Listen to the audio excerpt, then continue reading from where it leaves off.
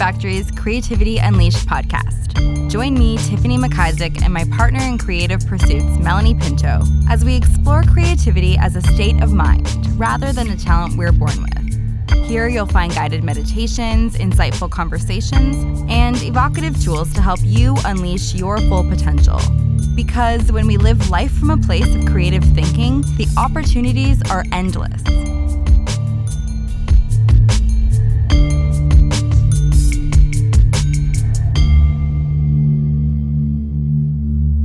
I confess to be a total coffee nerd, frequently combing the streets of Toronto in search of the perfect roast and unique finishes. I remember the first time I walked into Antikka Cafe like it was yesterday. Coffee, cocktails, records, live music. This place was definitely my vibe. We are so excited to have owners SHAUNT Raz on the podcast today, as these creative entrepreneurs embody the mindset needed to make your dreams a reality. Enjoy the podcast, and if you're new to the channel and are liking what you hear, please show us some love and hit subscribe.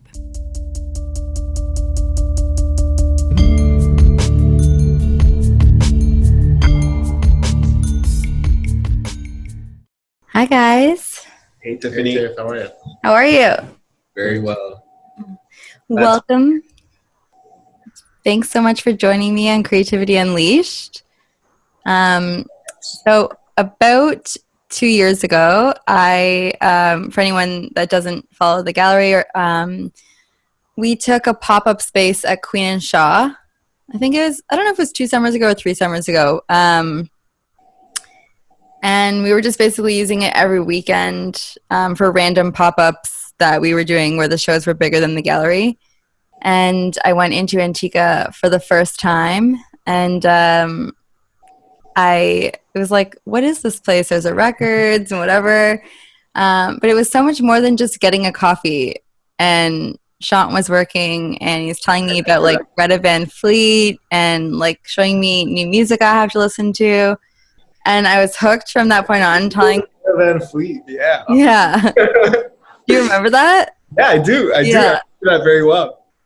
And it was just like, I remember leaving and like telling friends and like my boyfriend, like, okay, I just went into the coolest place. I'm so glad to be here for the summer. And then one of the like next times, not the very next time, but one of the next times I went in and we brought like someone for a business meeting, and they had never been. It's just like sitting on the back couches, like regular coffee. All of a sudden, like someone shows up and starts playing an instrument. Like, okay, cool. I didn't know this was a planned thing because it seemed very just like happening so casually. Like 10 minutes later, someone else is playing another instrument. Before you know it, it's like a full-on jam session. And then you're DJing. And I remember just even that night being like, can I please hire you for this to happen in the gallery because I need this in my life. And then I think we like won a record on some draw, but yeah. Oh right yeah. away, It was like a Vinyl Me Please event, I think. Yeah. We had like, I think like RF and stuff. We're like doing a jam that night too. What a shit show. Yeah, it was crazy. It was amazing. We had no idea. We ended up like staying for hours having wine after the meeting, and like yeah, I just remember like before we started getting to know you guys, I remember you guys just sitting in the back and like drinking wine, and there was this one fucking time you guys walked in and I was out of wine, and I'm like, Sean, I'm gonna duck out quick and I'm gonna run and grab wine. Oh really? Yeah. I bolted to the fucking wine store, I got some wine, and I came back, I'm like, I knew these guys want wine. That's so funny. Yeah, I think we always would like start with a coffee. Like, okay, now bring us some wine. Yeah. I haven't drank in 9 months. Yeah, you gave me my first DJ gig. Yeah. It was amazing. That you don't understand how much that meant to me. It was amazing. It was so cool. It was so good. And for anyone that didn't come and see that, Sean came and played, and a friend of ours came and played the flute to like accompany him spinning on vinyl, which was amazing. Yeah. Yes. Yeah. But yeah, basically like right away, I just realized how special your space was, and it's so much more than a coffee shop, and it's so much more than a record shop. Like it's just like a creative hub. That was our entire purpose with doing this. Like it honestly wasn't about the records, and it wasn't about the coffee. It was just about creating, and like these are assets to create an environment in which we want to be in. Mm-hmm. it just adds to, I don't know, just to the space. Like the music's just a layer, the coffee's a layer, the cocktails are a layer. It's just different layers adding to an experience that we can be a part of. How did you come up with the idea? Initially, like I remember sitting at a coffee shop with my friends, and I was like, it'd be really cool to like open up a place of just a random assortment of shit that's not relevant anymore. I swear to God, this is how it happened. It was like 10 o'clock at night or something. And I'm like, just call it Antikka because it's a word that we used of something that's completely irrelevant. It's like, why do you have this relic in your possession? That's the context of that word. So I'm like, it'd be really cool to just have a store of like a bunch of like VHS tapes and fucking VHS players and like laser discs and just call it Antikka and like I'd probably make no money doing it. And then literally the next day I woke up and then this thing just popped in my head. It was just like a laser beam in my head. I don't know. It's just like, this would be fucking cool to just have a place that sells coffee and records as a conduit for creating an environment, essentially. Like that's what we're selling is an environment. It's not, I'm not selling you the record. You can buy a record anywhere. You can buy a coffee anywhere. You know what I mean? It's like, I'm trying to sell you an experience. My entire point. So that's honestly how it happened. And then it was just like another 3 years of, I had no coffee shop experience. So I worked 2 years in different coffee shops just to understand how to make a coffee before I open a coffee shop. I thought that would be the first step. And then yeah, like applying for a bank loan and then trying to find a space. That took another year with all that paperwork and meeting with different landlords and whatnot. And then construction, finding a contractor. So it was like it took 3 years from that day until we actually opened our doors. Yeah. I didn't know that. That's pretty, I didn't realize that like when you started the idea, you then had to go get training for coffee. And I never worked in a coffee shop before. I had no idea. Again, it wasn't about the coffee for me. Like it wasn't like, oh, I'm really good at making coffee shops, so I should open a coffee shop. That's not why I did this. That was just like, okay, I want, that's part of it, so I have to actually learn how to fucking do this before I try to sell it to people. You know, so yeah, that's pretty much the story. And then he was living in Armenia, and then he came, like a month before we opened or something? Pretty much. Yeah, a month before we opened. And then in his mind, I don't think he was like, yeah, this is what I want to do for the rest of my life. But slowly I tricked him into thinking like this is and yeah, and this is where we're at now. I love that you actually did go and learn it, because a lot of people would have just done it. And then I think you honestly, when it comes to coffee in Toronto, you have to really know your shit, because there's a lot of so many. Exactly. Yeah. Especially in Queen West, like people like a good coffee. For sure. Absolutely. Yeah. But then there's a lot of people that go to Starbucks too. So yeah. You have like one or the other. Exactly. Yeah. I don't know. Did it terrify you to just like do something, go into something that wasn't? No, I think I'm more scared now than I was then, because of the fact that I was just completely naive to what the fuck this was. Like I really didn't know what I was getting myself into. I just had this idea in my head, and I was very confident about that idea. But in terms of like the working parts and the logistics of how to actually run a business or how to interact with people, you know what I mean? To make them think that I genuinely want to interact with them. Like it's a bizarre thing to me. So like this is stuff that I had to kind of learn. But I think I'm more scared now because I know what it entails and I know what's on the line than when I was working up to it. I don't think I was ever scared before. Yeah. But that's just because of like having no experience doing it. Not because of like, that didn't come from a confident place is what I'm trying to say. It came from a naive place.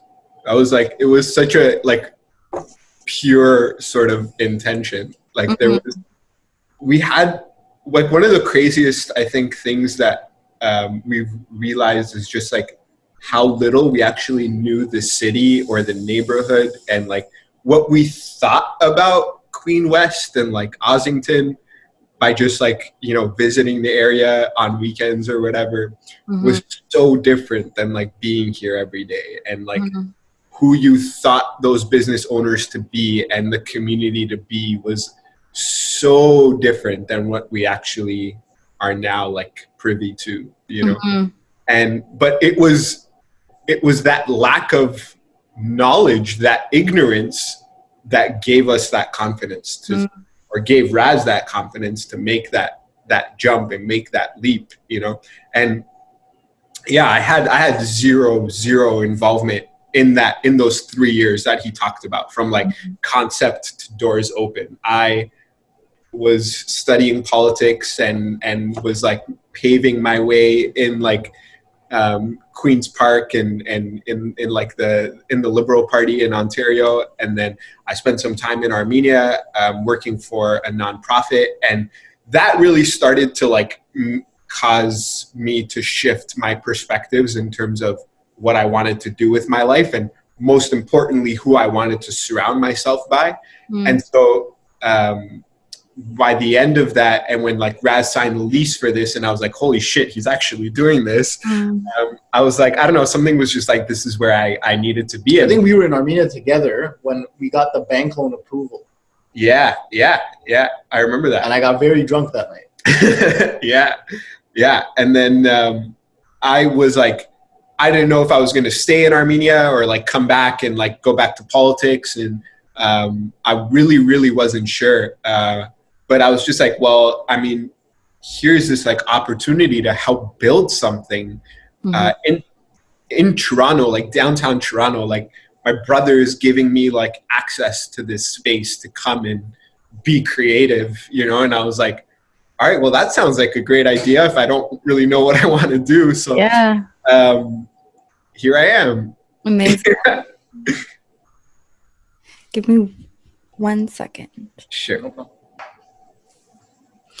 So I feel like so many business professionals will point their finger at you and tell you that you have to choose something to specialize in and stick with it. You guys are doing so many things in your one space. What do you say to them? I say this proves right now that if I was just a coffee shop, I would have fucking closed. Yeah. Because I have my records, and I've sold more records in the month of April than I have in any month prior. That's why I'm still here. Yeah. So I will say something to that, though, in terms of we have chose one thing, and that one thing is being real and being authentic. That is the one thing that we have chose.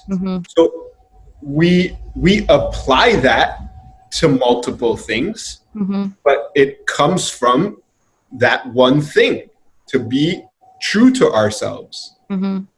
As a business, that is what we do. That is our business. Our business is being real and being authentic. We're in that's the business that we are in, you know? So if that manifests itself through records or coffee or cocktails or events, so be it. But we have chosen something, and that is absolutely it. I love that. And you know, like a lot of what you guys do is hospitality, and you have a coffee shop, you have a bar, you do events. And I worked fine dining for years prior to opening the gallery, and what they drill into you is like, what is the true meaning of hospitality? And I think it is like providing someone with a memorable, authentic experience, and like anticipating people's needs before they do, and just, you know, giving them something that they're going to remember. But you guys, whether you had experience in hospitality or not, whether you're full-time hospitality or not, like that's what you're doing. Yeah, it's very true. Absolutely. You guys are working on a second project. Indeed. Do you want to talk about it? Absolutely. So a few months ago, we were approached by a friend of ours who has somebody who... Can we start that again? Is that okay? Yeah.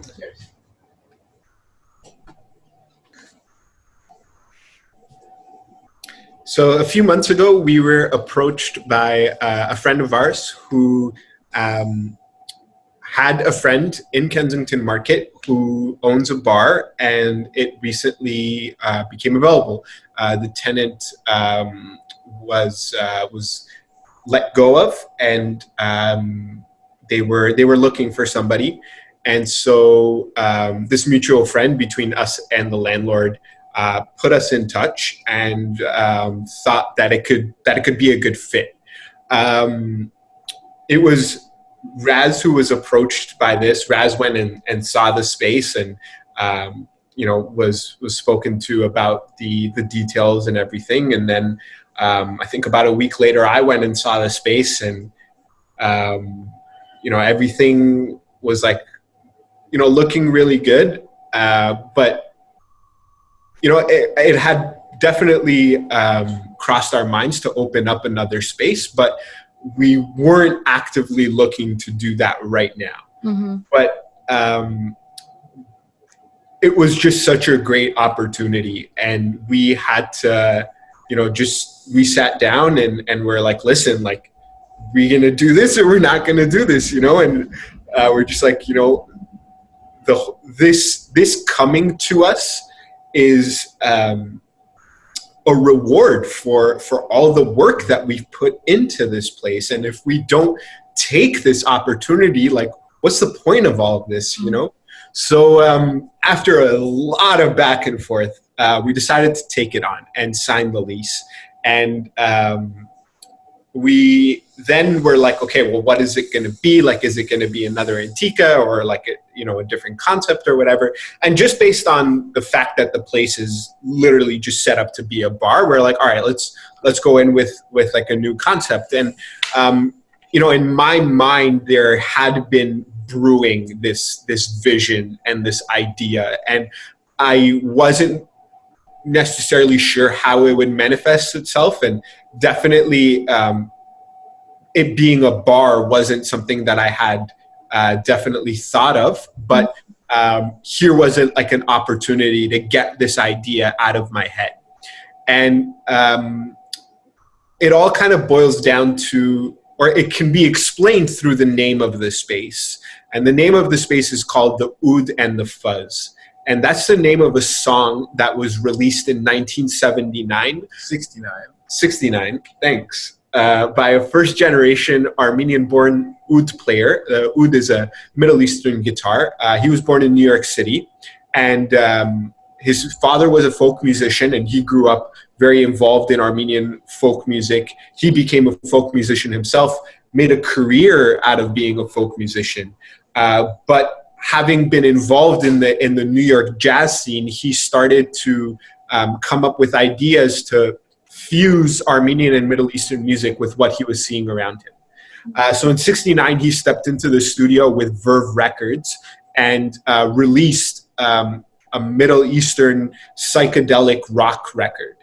And when we came across this album, it was like hearing a sonic representation of the experience that we were going through as first-generation Armenians in a big city and involved with the music scene.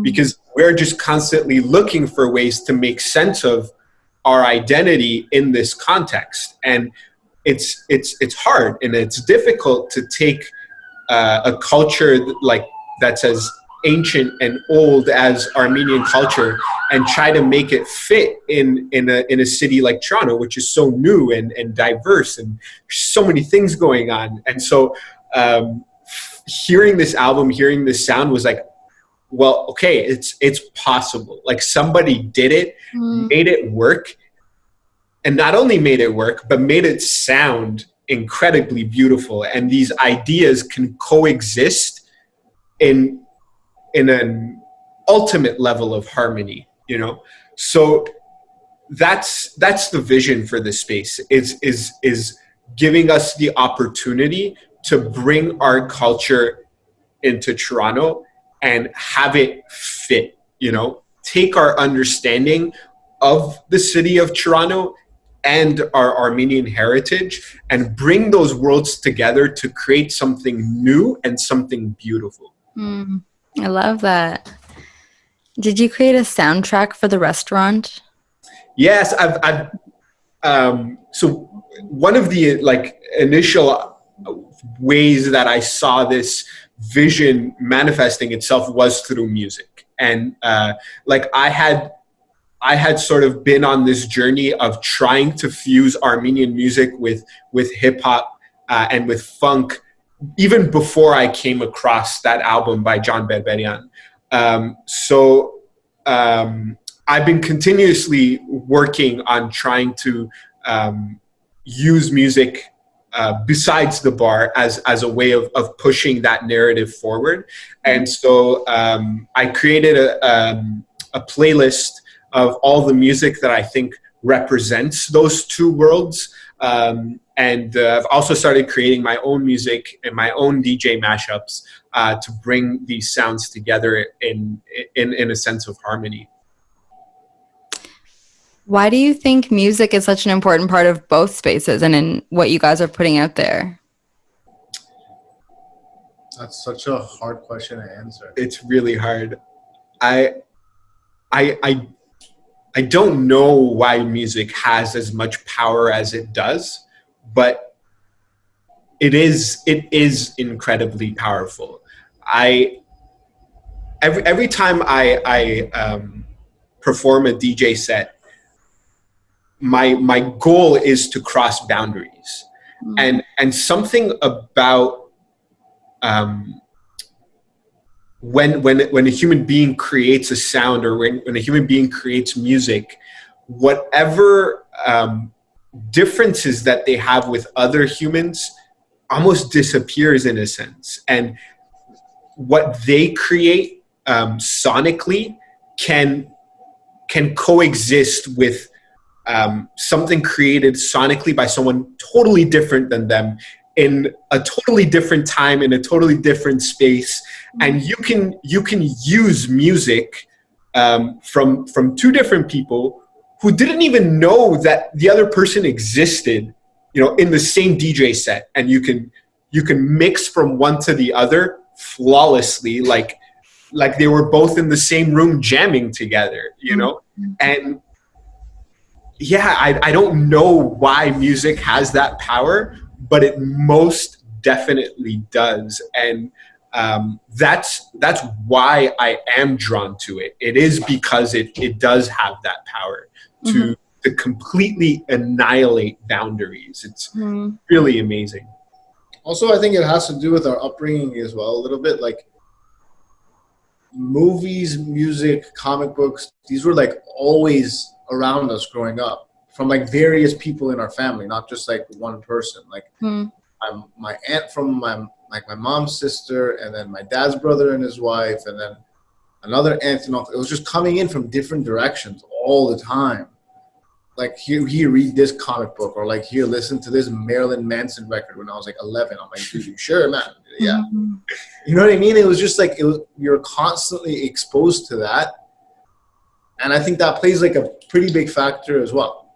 In terms of like it became ingrained in us, into our psyche, into what we look for and like what inspires us. So yeah, it's a combination of, I think, various things.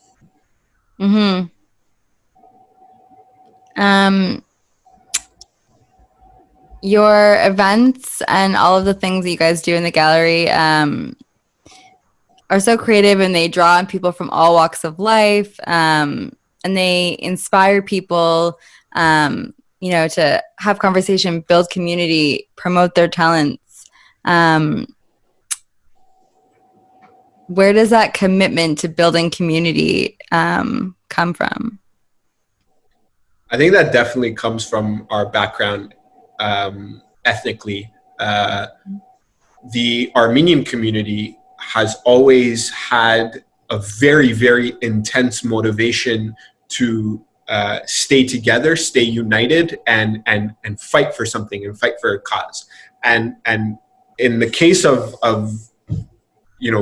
the Armenians, that cause was ingrained in justice. The Armenians went through a genocide that goes denied by the perpetrators of that genocide until today.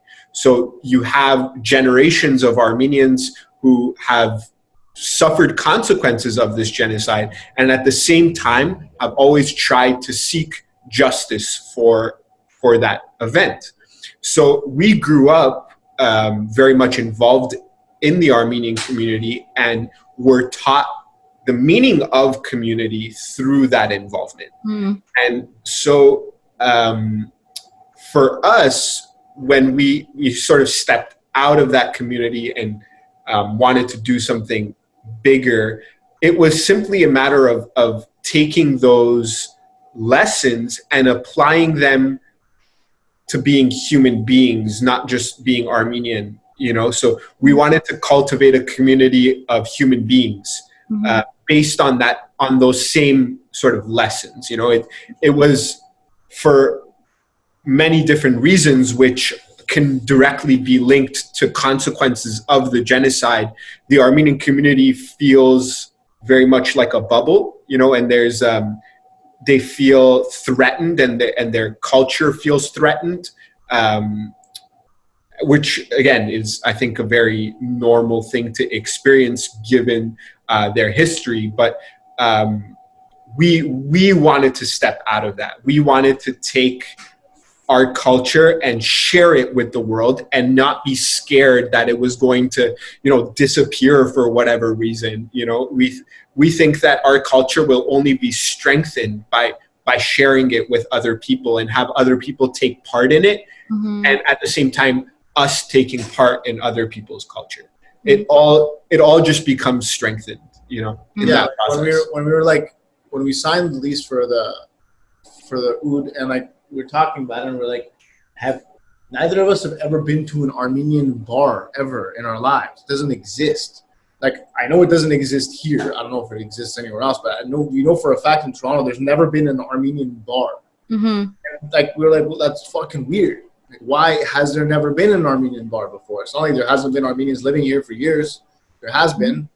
And yeah, we learned a lot growing up in the Armenian community. That did teach us a lot in terms of how to throw on events. Like, the reason why we know how to do this is because we threw on events for 500, 600, 700 people through the Armenian community all the time. Like, that was just something that you did, you know what I mean? So, and how to sit in meetings, and how to conduct yourself in that environment, and how to negotiate with people. And this was all coming when we were like 16, 17 years old. We were pretty young when we were doing all of this stuff. So like, it definitely instilled a lot of those skills in us. And now we're just able to apply it to things that we actually want to do outside of there. And I think it's great. Like, we owe a lot to what we learned from the Armenian community, but I also think it's important to take that and actually use it for the outside world as well, and for your own benefit. Because if you get stronger and you do well, then it's just, you know, more Armenians doing well, and that's a good thing. That can't be a bad thing. And it is true that you are helping to, like,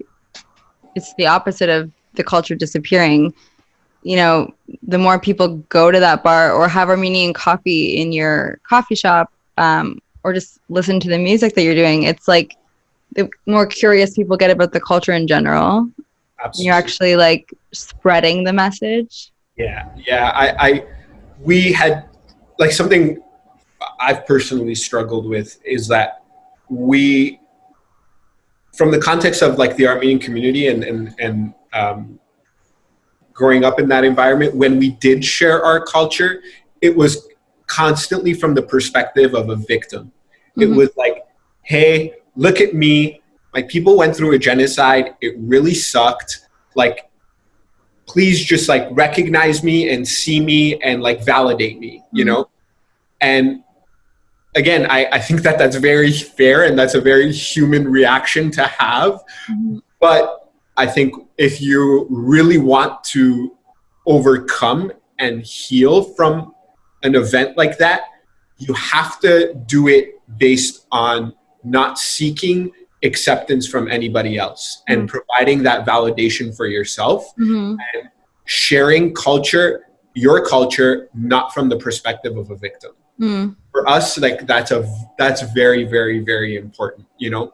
Like, we want, like you said, like, if somebody has an Armenian coffee or listens to Armenian music, they start to care, because they're like, this is beautiful, and it's like, you're not just like trying to gain sympathy from people. You're like, I have something to offer. My culture has something to offer, and you start getting people who care. And when they, through that avenue, I think, start to learn about something like tragic like that, their response to it will be very different. And I think like that's the way to actually deal with the issue, is by like just putting that issue aside and focusing on all the good and the things that you have control over, And it's also like, this isn't coming from like a preachy place either, because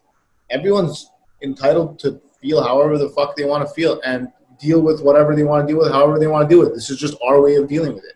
For us, this is what feels right. And if someone else wants to do it a different way, dude, God be with you, man. I don't know. Like, this is just what feels right to us. And that's just what we're going to continue to do. It's interesting. I have, I'm working on a show right now for International Refugee Day. Hopefully we get to show it then. Hopefully in some capacity a gallery will be open by then.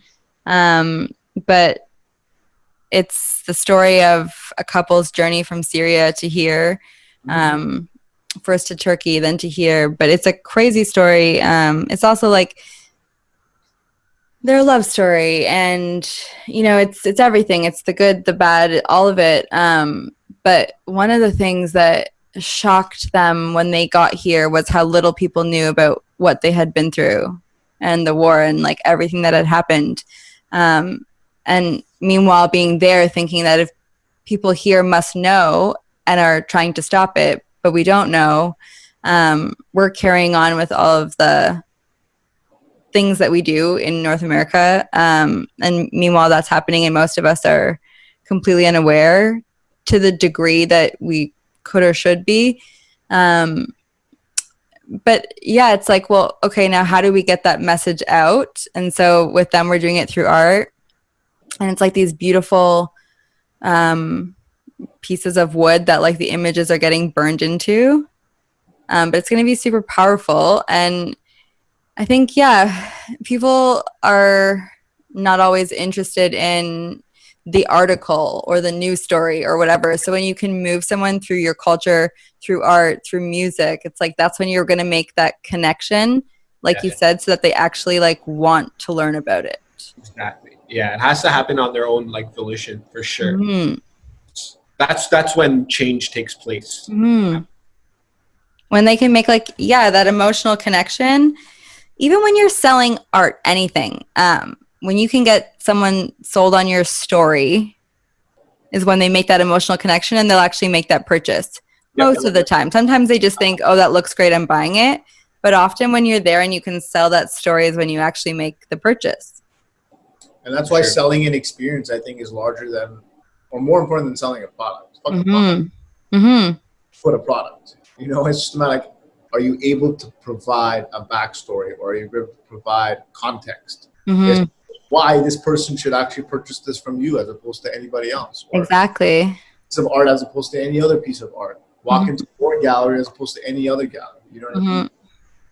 What are you offering? Like I'm talking about like an intangible product or feeling. Yeah. Is what's important, I think. It's what sets you apart. It's interesting too when you talk about a lot of people in Armenian culture feeling like you're not competing in a way, but like I feel like the arts community is kind of like that as well right now. Whether it's like coffee shops and restaurants or galleries, everyone's kind of like, a lot of people are stressed about being the best, setting themselves apart, come to my space. I think this pandemic has really shown us how fragile that whole situation is. And, everyone's paying crazy rents, crazy this to like have their own space, do their own thing. And, I've been talking with a lot of other gallery owners recently, and it's like, why aren't we working together?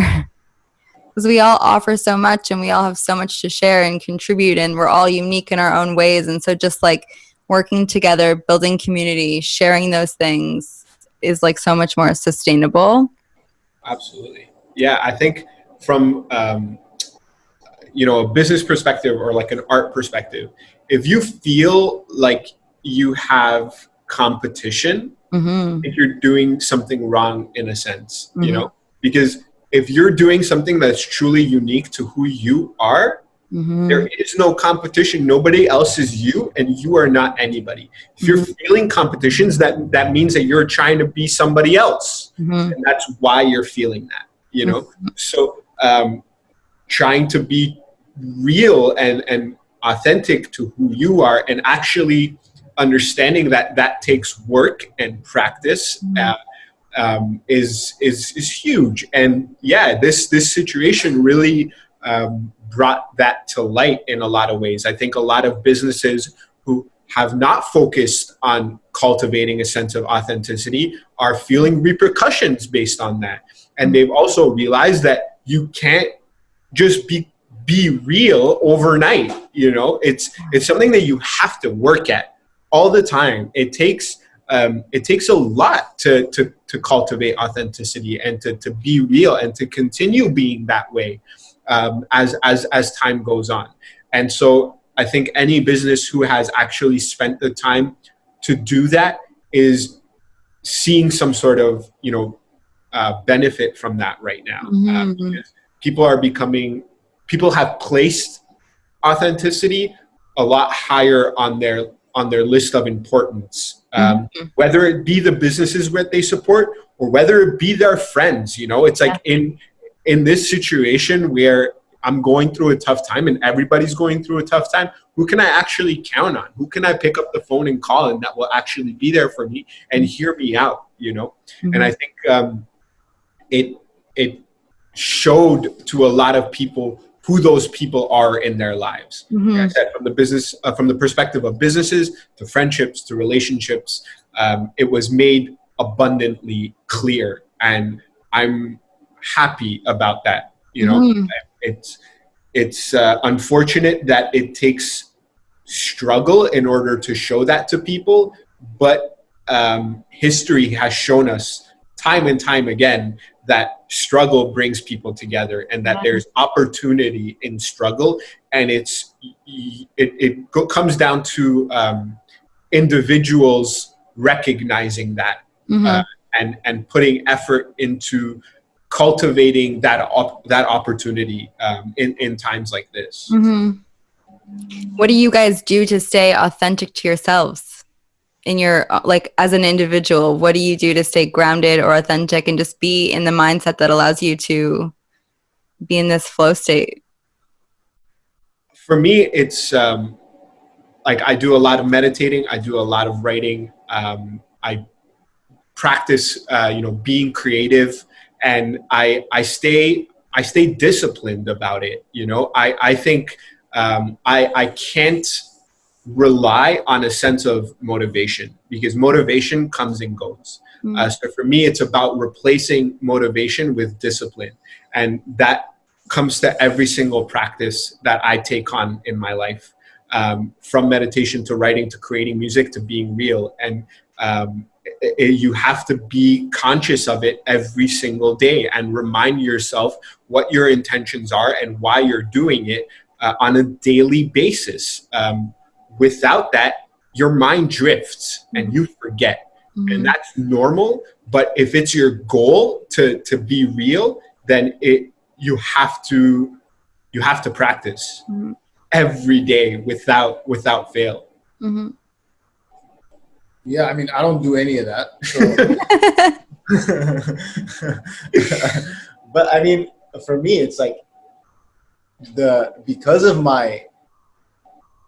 because I was so naive in opening this place, the only place that it came from was a place of authenticity. So like the entire foundation of this place just came from an honest and pure place within myself. And like being here every day shows me that. And the more that we were just talking about this earlier, like the more that we go down this path of running this place and opening up the other place, the more confidence we've assumed over ourselves as people.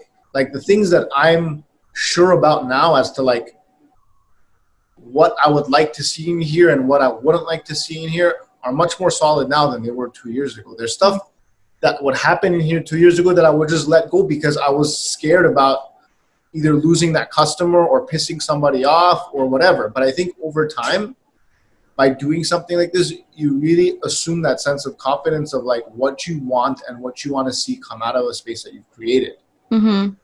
It's come to the point where like we have zero tolerance for anything outside of that. Mm-hmm. And that's just going to keep building, obviously, as time goes on. But yeah. It's true. When I think about like the beginning of the Freedom Factory to now and things that I used to get, you know, kind of nervous about doing even or whatever. Now it's just like, it just happens. It's just like Right. all second nature. Exactly. Yeah.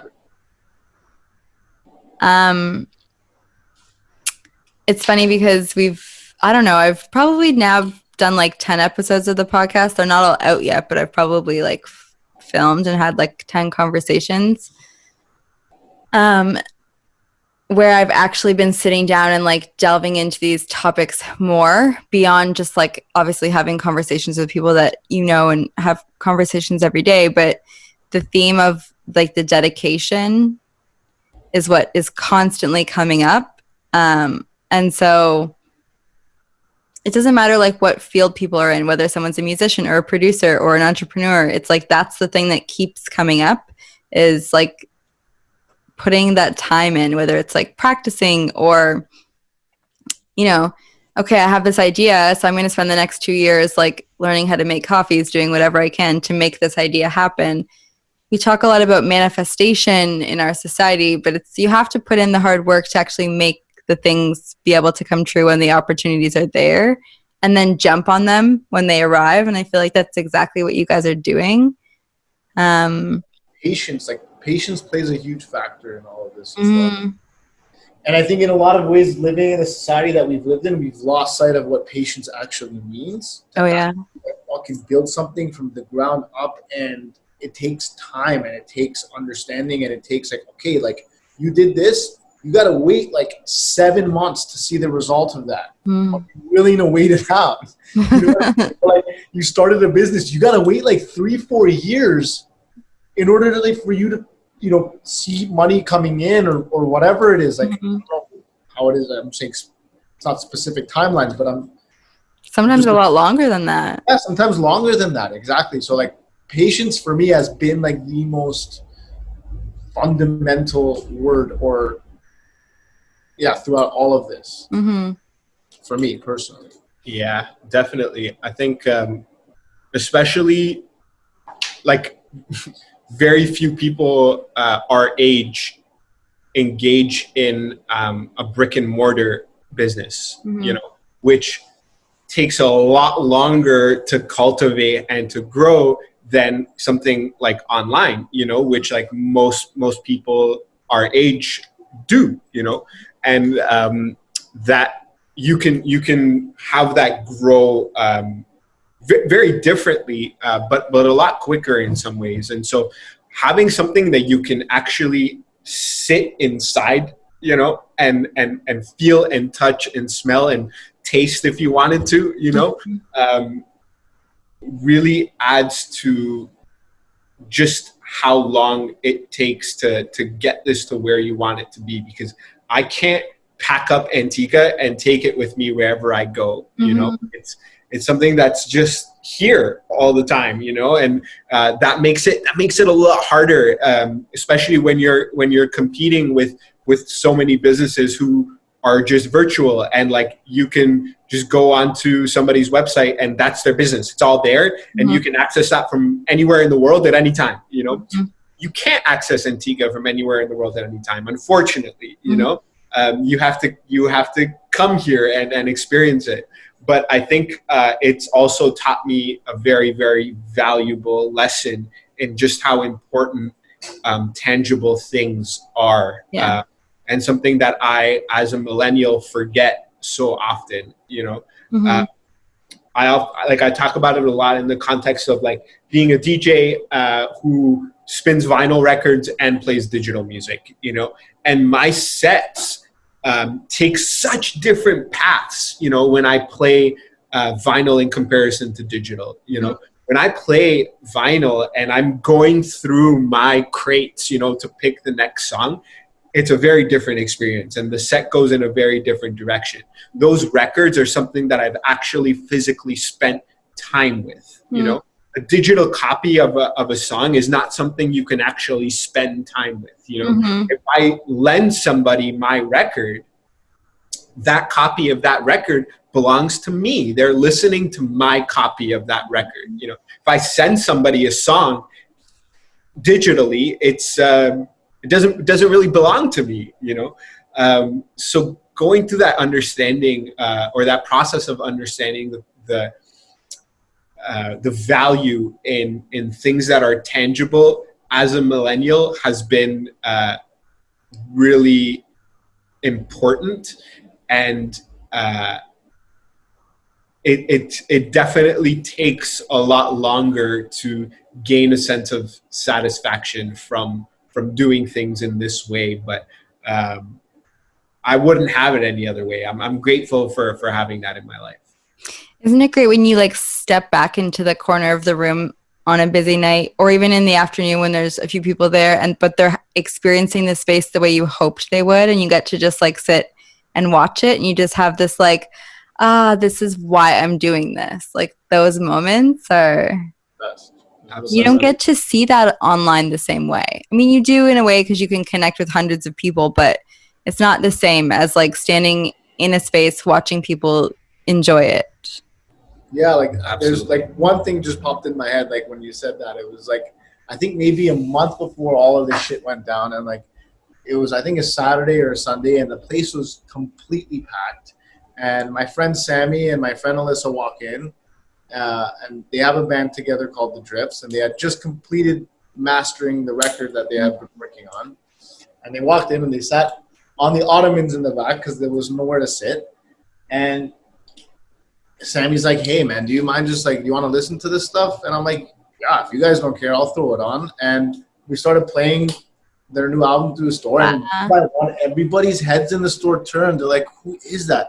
I'm like, guys, they're just in the back right there. And everyone's like, holy shit, this is amazing. And like that to me right there was like the power of music. And all of these different people in here that don't even know each other, never met Sammy or Alyssa before. Sammy and Alyssa never met them. Played their song. They were all in a room together, and everybody was like vibing out to something that two people in the room just created and brought in here. And that was like one of the most special moments I think I've ever had on the shop. I feel like you guys create that experience often, because Antikka is a place where I actually do meet new people, which is doesn't always happen in bars or coffee shops or anywhere. People are kind of all there like with the friends that they came with. Or maybe you talk to the owners, but you don't always talk to other guests. You guys do an event, or you were doing an event like Grooves to Draw To. And so for anyone who hasn't been to that, Shaunt spins, and do you have guest DJs for that too? Yeah.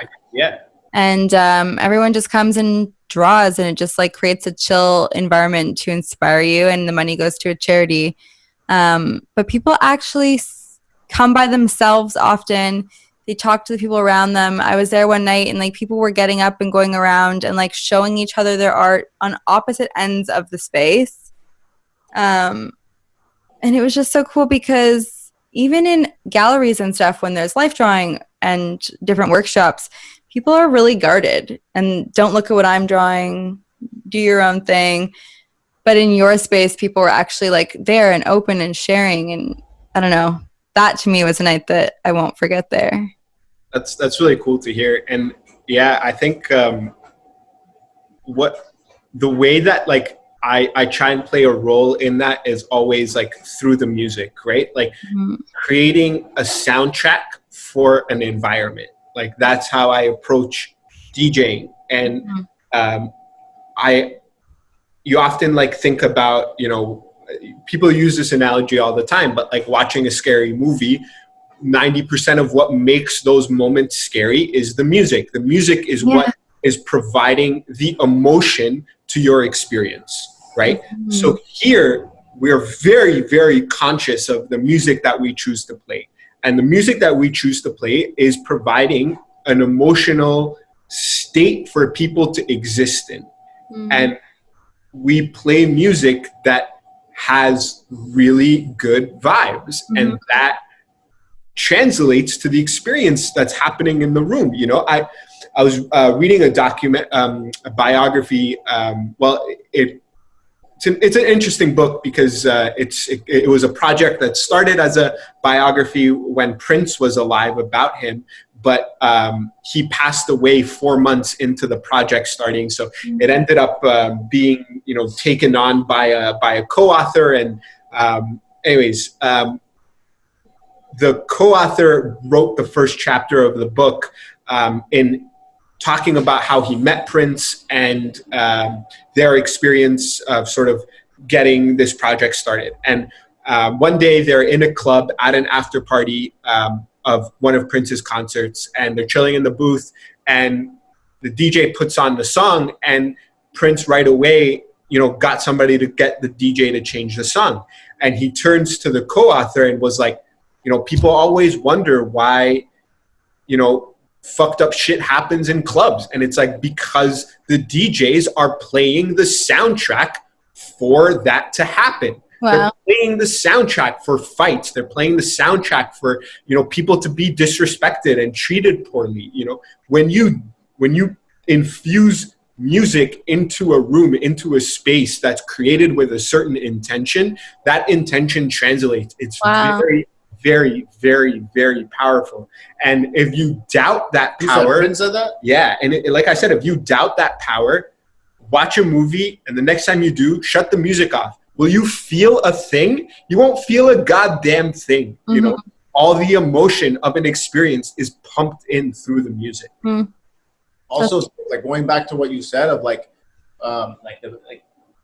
you had like of seeing people walking around and showing each other their art or feeling safe enough to do that. Just because you have a sign that says safe space on your fucking window doesn't mean you're in a fucking safe space. Yeah. Okay? Like a sign doesn't actually equate to that. What equates to that are people's actions that run or manage a certain spot. And I would never in my life put a sign like that on my window because I think it's counterproductive to what I'm actually trying to do here. I would never do that because the second you walk in here, you feel that already. I don't need to put that to make myself feel better or to make you feel better. Walk in here and you will feel that. So I think a lot of people appreciate the fact that it really is a judgment-free zone. You can be whoever the fuck you want to be, and I don't care. As long as you're not rude to other people or myself or what you're walking into, because then you will get kicked out. But other than that, just be whoever you want. We've never had an issue with diversity. Let me put it that way. It's kind of always been here. How do you guys balance? Because the reality is you're a business. You're not a publicly funded art space. And so even with myself in the gallery, it's like we have all these cool ideas. There's so many things we want to do, whether it's my own ideas and things we want to express or working with other artists and bringing them in to do stuff. But at the end of the day, you still do have to pay your rent and make a profit. And so how do you balance all of these creative ideas and all of these creative elements and art and like making money and being a business? It's something that we definitely struggle with, and it's something that we're trying to actively work on. My approach to solving that is people who understand, coming into a space like this, or local coffee shops in comparison to like a Starbucks or a Tim Hortons, where everything is like very streamlined and very convenient. Like it's the space is set up for you to walk in, spend your money, and leave. Like that is literally it. So in a space like this where it takes added effort to interact and to get your cup of coffee and then make your way out. It's difficult for people who don't care, for people who just want that convenient experience of coming in, getting their coffee and going. Mm-hmm. So creating that sense of convenience is something that we struggle with, because that is far from the intention with which we function. But we're conscious of that, and so I try and cultivate ways to introduce those convenience factors for that person to walk in, get their cup of coffee, and leave, and continue to fund everything else that we do for the people who care. So it would be very easy to, obviously not financially, but emotionally, to be like, I don't care about that person, but you have to. So we actively try and implement things that will capture those people who are looking for that convenient experience in order to get them to come here and spend their money, and just like figuring out ways to do that without losing ourselves in the process.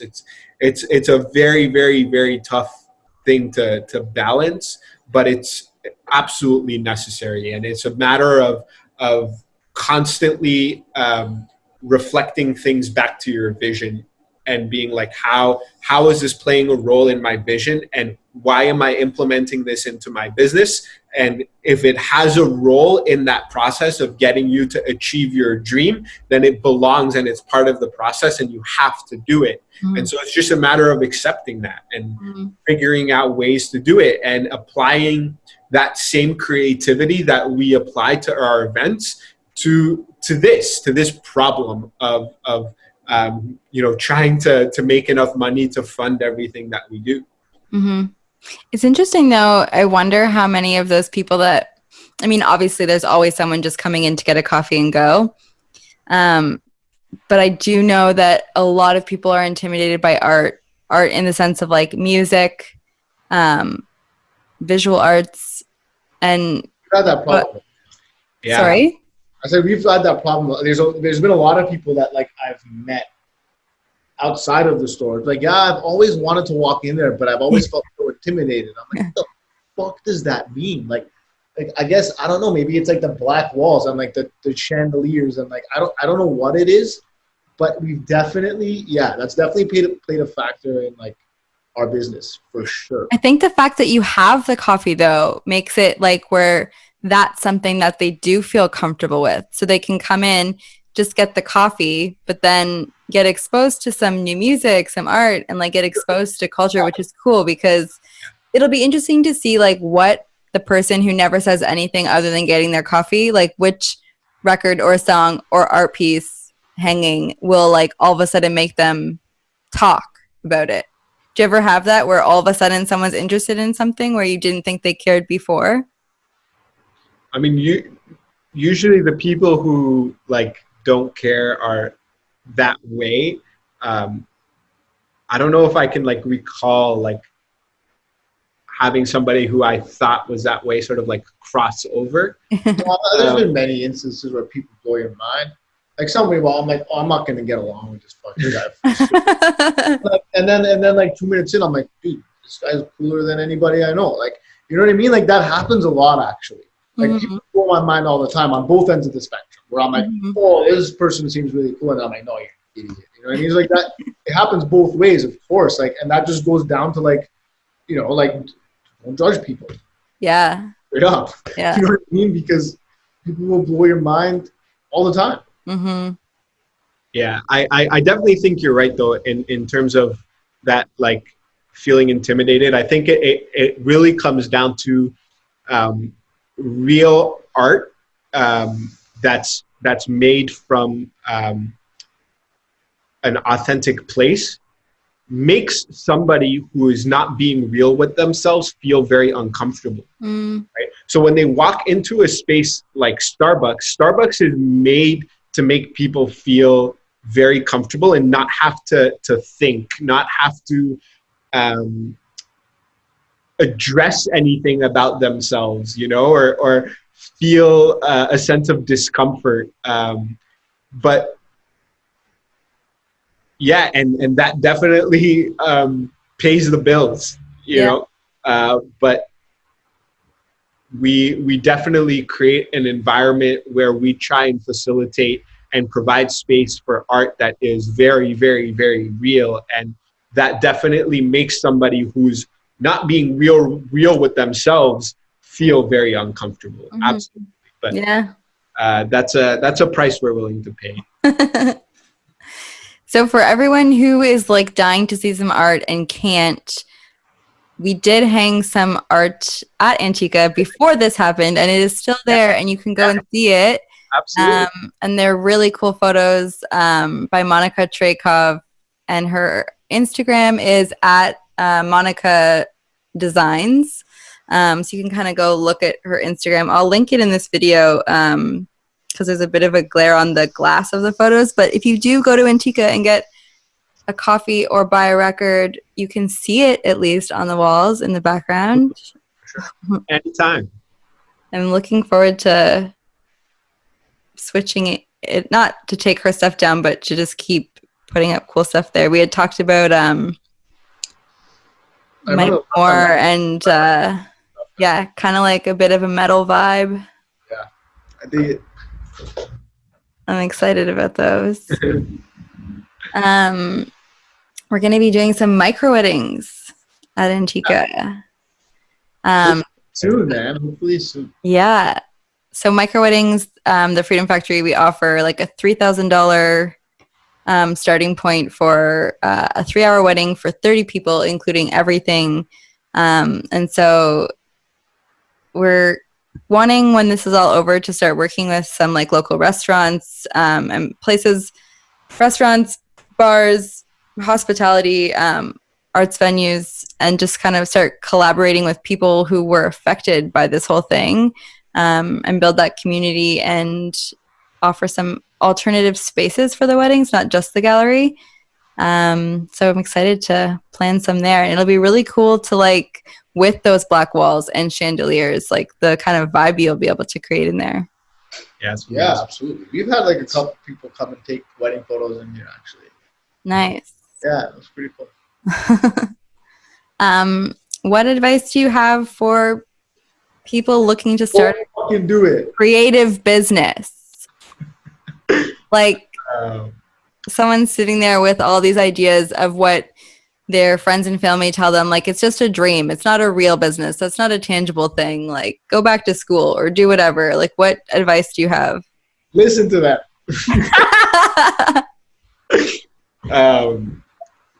Well, what I will say is that when Raz allowed me to come and join him in this process, somebody who did not listen to those family members, who persevered and did what he had to do to get these doors open, and then, you know, gave me that chance to come and join him in that process once, like, you know, all of that work was done. Was I learned such a valuable lesson in that process, where the most important step is starting. You know, he jumped, and because he jumped, I got to feel like what it feels like to fly. And I was able to then take that and apply it to my own life about things that I don't know if I would have ever taken the leap on, you know? And when I had the confidence to do that, because I know what it felt like, it changed my life, and things started to work out. And I mean, like, just when you gave me that opportunity at the Freedom Factory to DJ, I had my turntables set up in here for I think about a couple weeks, you know, and And it was something that I had dreamed of doing and I had been wanting to do. And I knew that it was something that was inside of me. And I went out and I bought some turntables and I set it up and I started to DJ. And then, you know, there you were offering me, you know, an opportunity, you know. So when you follow your heart and when you listen to your gut and you take action on those things, and it could be tiny, tiny, tiny steps, you will start to see things align and work out, and that will propel you forward. But if you don't take that first tiny step, you won't be met with that opportunity to push yourself forward and to have that dream grow and be what it deserves to be. So if you feel like there's something out there that you should be doing with your life and you should spend your time doing, just do it. Just spend a tiny, tiny, tiny amount of time working on it, but just be disciplined about it and be consistent with it, and don't quit. Just keep going. And if it's what you're meant to do, you will be met with opportunity because you were brave enough to take that step. So just be like Raz and just do it. For me, I'm going to use like the wise words of Marilyn Manson when he was asked by Michael Moore, what would you tell the Bowling for Columbine kids? And Marilyn Manson says, I wouldn't tell them a damn thing, and I would listen to what they have to say. So for me, whatever I tell somebody or someone else tells somebody, it's just all going to be influenced and it's going to be poisoned by your own experience. You do whatever you want. You create your own path, create your own narrative, do whatever you want. Because whatever I tell you is going to be a completely different experience than what you're going to go through. Very different. But I think that's the key. Do whatever you want. Yeah. Yeah. Want being like the operative word, not think you should or feel like you've invested time into. Sure. I mean, again, not everybody has the luxury or the privilege to be like, do whatever the fuck I want. Sure. But I think if you do have that opportunity, I think you're doing a disservice to yourself and to the people that don't have that opportunity not to take it. Yeah. Because the people that don't have that opportunity would be like, you have the opportunity. Why are you not? Why are you not doing it? Or finding ways to incorporate it into your life, even if it's a small thing. Yeah, exactly. I think that everybody has that like chance to include something tiny about what they truly want and what their purpose is into their lives. And I think once they do that, once they take that tiny step, things will start to align and it will grow and it will turn into what it's supposed to, you know? Yeah. I love chatting with you guys. This is so good because it's like, this is just like going to get a coffee. We have these like chats. I miss it. I'm like, yes. We miss you too. I wish I could like put this through the screen. Yeah. I also love your cup design. I always like know where people got their coffee from. It's like you look to see which sleeve they have. It's like, oh, they went to this place. So where can people find you? Where are you actually located if people are downtown and want to come in and get like physical world or like physical, yeah. Or 960 Queen Street West. It's just east of Ossington on Queen. Perfect. North side. North side. Yeah. And then digitally, where can they find you? Instagram and Facebook, Antikka Cafe for both. Sweet. And you guys are doing a live stream in the mornings? We are. Yes. Yeah. Mixcloud.com/live/Antikka. Monday to Friday, 9:30 to 11 a.m. We're curating music for the morning coffee experience and having guests on from the local community to just keep the conversation alive and keep sharing music with people and that soundtrack for the world that we want to live in. It's just something that we need to keep playing, and the more that it plays, the more people will experience those emotions, and we'll change the world, Tiffany. I love that so much. The soundtrack for the world we want to live in. It's so good. It's so true. It's so. Well, I'm going to put all those links below, and I'm going to come see you guys soon, like through the window. That sounds great. Anytime. Yeah. Okay, well, thank you so much for joining us. It's a pleasure. Thank you. Bye. Bye, Tiff. Okay, that was our podcast. Wow, playing the soundtrack for the life you want. I love that. I have to say, it's such a pleasure chatting with these two again. Certainly one of the things I've missed the most during this pandemic is getting out and chatting with my neighbors over coffee and really diving into these kinds of chats. It's certainly one of the things I'm the most grateful for with this podcast is being able to reconnect and chat with people that I haven't been able to see for the last almost 3 months. If you've enjoyed the podcast as much as we did, please hit subscribe, show us some love. Thanks for listening. Until next time.